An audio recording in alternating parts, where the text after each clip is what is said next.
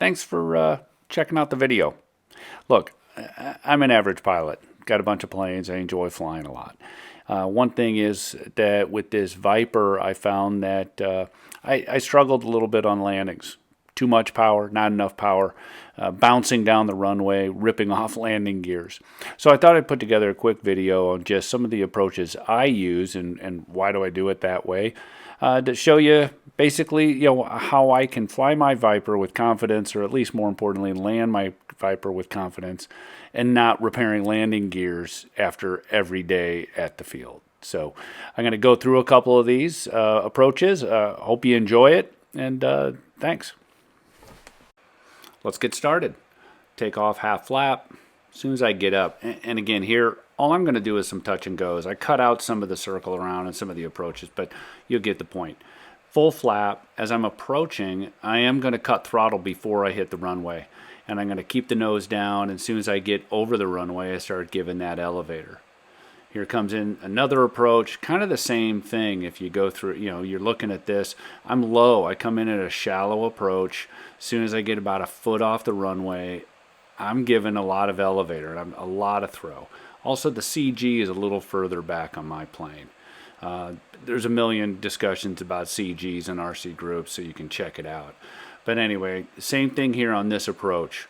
Again, setting up as always, but full flap, and I cut the throttle. I come in kind of shallow and I cut the throttle before I get over the runway. Also, I like to get to the front. I like to stand right there. Come in, the flare, flare, flare, nice touch, and up again.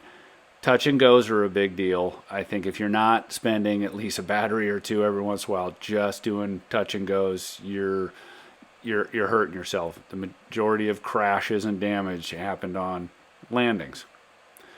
Here as we come in, same thing again. Got a nice shallow approach. Everything looks good. Again, flare, flare, flare, right there at the end. When I cut the throttle also, and on one of these approaches coming up, you'll notice it's really important to keep that nose down.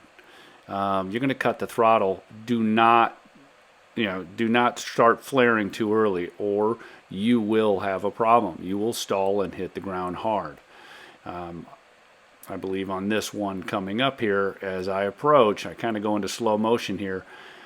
I'm flaring a little too early, and you'll see the wingtip right there. I stalled out and I hit hard, and I'm bouncing. So this is a case of just landing too slow.